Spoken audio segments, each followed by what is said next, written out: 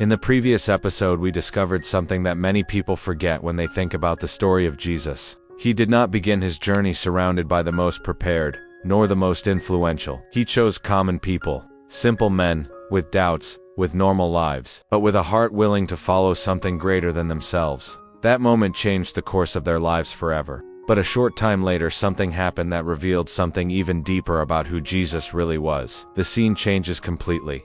We are no longer by the sea, nor in front of fishing nets. Now we are in a celebration full of joy. A wedding in Cana of Galilee. Weddings at that time were not just a brief ceremony. They were a party that could last for several days. Families, friends, and neighbors shared food, music, and celebration. It was a moment of honor for the family that organized the event.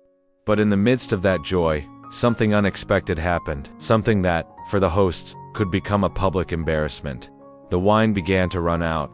It may seem like a small detail to us today, but in that culture it meant much more than just running out of drink. It was a symbol of dishonor for the family. No one imagined that, precisely at that seemingly simple moment, something extraordinary was about to happen. A moment that would not only solve a problem at a wedding, but that would reveal for the first time the power that would change history forever. That would be the first miracle of Jesus. The wedding continued, filled with music, laughter, and conversation.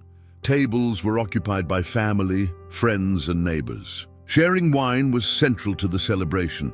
It represented joy, abundance, and hospitality for all guests. Among the guests was Mary, the mother of Jesus. Jesus was also there with some of his disciples. For them, it seemed like just another celebration. No one imagined they'd witness something remembered forever. But then, Mary noticed something many hadn't realized. The wine had run out. For the hosts, this was embarrassing. The celebration continued, but the main symbol was gone. Mary approached Jesus and said, "They have no wine." A simple observation, full of meaning. Behind those words was deep trust. Mary knew Jesus could do something, though no one else understood. Mary's words hung in the air for an instant. No one around seemed to notice the gravity of the problem, but she had seen it clearly. The party continued, the music kept playing, conversations filled the air. But behind that joy, a silent worry began to grow. For the hosts, running out of wine in the middle of a wedding could become a public humiliation. Jesus looked at his mother calmly. His answer seemed mysterious to those who heard it. "My hour has not yet come." Those words might sound strange at that moment. It seemed as if Jesus was indicating that what was about to happen had a much deeper meaning than simply solving a problem at a party. But Mary did not argue or insist. Instead, she turned to the servants and said a brief sentence that contains one of the most powerful teachings in all of biblical history. "Do whatever he tells you." Those words revealed something important. Mary fully trusted Jesus, even without knowing exactly what he would do. Nearby were 6 large stone jars used for the ceremonial purification of the Jews. They were enormous vessels, capable of holding many liters of water. Jesus looked at the servants and gave them a simple yet unexpected instruction. "Fill the jars with water." The servants obeyed and filled them to the brim without imagining that they were participating in a moment that would reveal something extraordinary about Jesus' identity. The jars were filled to the brim. The water stood there, still, silent, as if nothing extraordinary was happening. To the servants, that task might have seemed confusing. They knew what the problem was. There was no wine. And yet, Jesus, Rolls 01, did not ask them to look for more drink or bring provisions from elsewhere. He only asked them to fill those large jars with water. After they finished, Jesus, Roll 01, gave them another unexpected instruction. "Now draw some out and take it to the master of the banquet." The servants, Roll 02, looked at each other for an instant. That order didn't seem to make sense. But they remembered Mary's Rolls 04 words, "Do whatever he tells you." So they obeyed. One of them took some of the liquid and brought it to the master of the feast, Roll 03. The master, Rolls 03, was in charge of overseeing everything at the celebration. He didn't know where that drink came from. He only knew that the wine had run out. When he tasted what the servants had brought him, something changed. His surprise was immediate. The water was no longer water. It had turned into wine. And not just any wine. It was wine of extraordinary quality. The master of the banquet, Rolls 03, called the bridegroom, Rolls 05, and said something that made clear what had just happened. Everyone serves the good wine first, and when the guests have drunk freely, then the poorer wine. But you have kept the best wine until now. At that moment, what seemed like a simple act at a wedding revealed something much greater. Jesus, Roll 01, had just performed his first miracle. That moment at the wedding in Cana seemed, at first glance, a simple gesture. A problem was solved, the celebration could continue. But the meaning of what had just happened was much deeper than simply transforming water into wine. The Bible says this was Jesus' first miracle, the first sign that revealed his glory and made his disciples truly begin to believe in him. It was not a miracle performed in a palace or in front of impressive crowds. It happened at a simple wedding among ordinary people in an everyday moment of life. And that reveals something important about the way God often acts. Moments that seem small to the world can become scenarios where something extraordinary begins. The water that filled those jars was part of an ancient purification ritual. It represented tradition, custom, something that was always done the same way. But when Jesus transformed that water into wine, he was showing something new. He indicated his presence would bring a profound transformation. Something that would go beyond the old ways and open the path to a renewed life. That miracle was not just a solution for a wedding. It was a sign of the kind of change Jesus would bring to the world. Where it seems something has ended, he can bring something better. Where joy seems to have run out, he can restore it. And where life seems stagnant in the same old routine, his presence can begin an unexpected transformation. And perhaps this is where this story begins to touch something deep in our own lives. Because if we think about it honestly, we all go through moments where we feel like something is running out. Moments when joy seems to diminish, when hope becomes quieter, or when our strength seems insufficient to continue. At the wedding in Cana, the problem seemed simple. The wine had run out. But behind that detail was a real concern. A situation that could turn into shame and disappointment for those celebrating. Many times our lives also resemble that moment. Everything seems fine on the outside, but inside we feel something important is running out.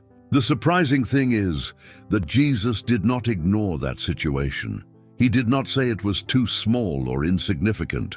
On the contrary, he chose to intervene precisely there in an everyday moment in people's lives. This reminds us of something powerful. For God, there are no problems too small or moments too common. When Jesus transformed water into wine, he showed his power to change what seems simple into something extraordinary. He can take ordinary situations and turn them into opportunities to reveal something new. And often, when we feel that something is running out in our story, that may be precisely the moment when God begins to do something different.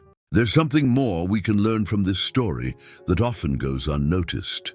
The miracle happened, but not everyone understood what had truly occurred.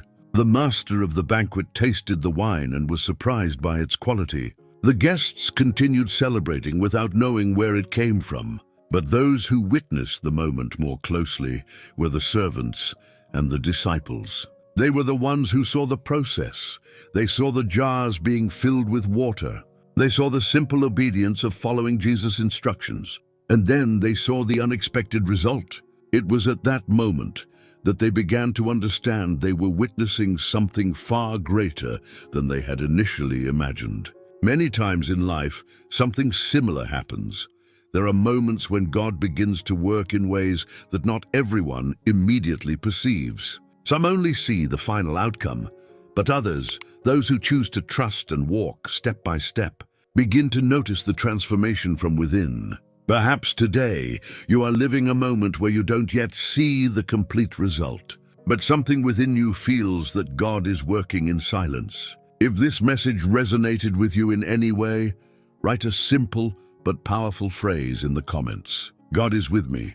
Sometimes declaring that truth is the first step to remembering that we are not walking alone. After that moment at the wedding in Cana, something began to change in the hearts of those who were closest to Jesus. For many of the guests, the celebration simply continued as if nothing unusual had happened. The problems seemed to have disappeared, and the joy of the wedding carried on. But for the disciples who had started to follow him, that moment meant something much deeper. They had just witnessed more than a surprising event. They had seen a sign.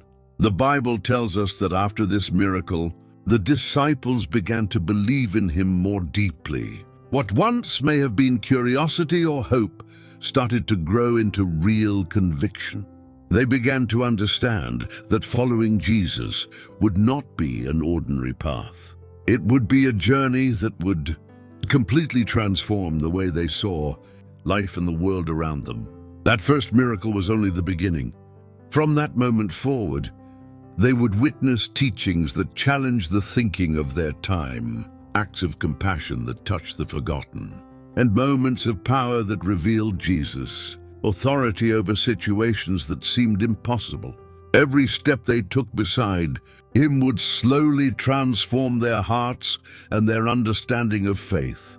And this is where the story connects with our own lives. Many times, everything begins with a small moment, a simple sign that invites us to look beyond what we can see.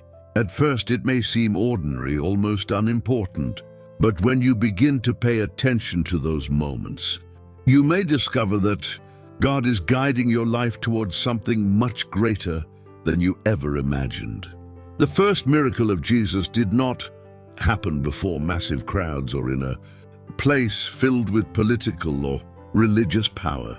It happened at a simple wedding, surrounded by ordinary people who were simply celebrating life. And this reveals something powerful about how God often works in our stories. The moments that appear small, ordinary, or even insignificant can become the beginning of something extraordinary.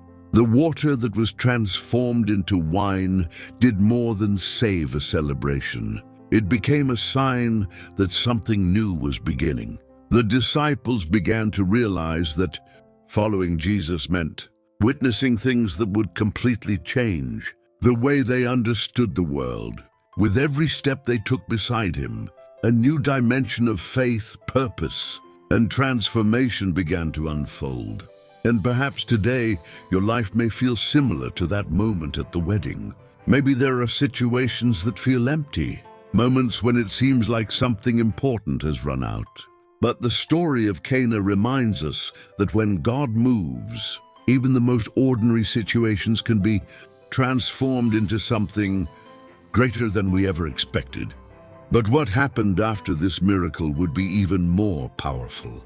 The lives of those men who chose to follow. And in the next episode, we will explore how Jesus transformed the lives of his disciples and what that transformation can mean for your own life today.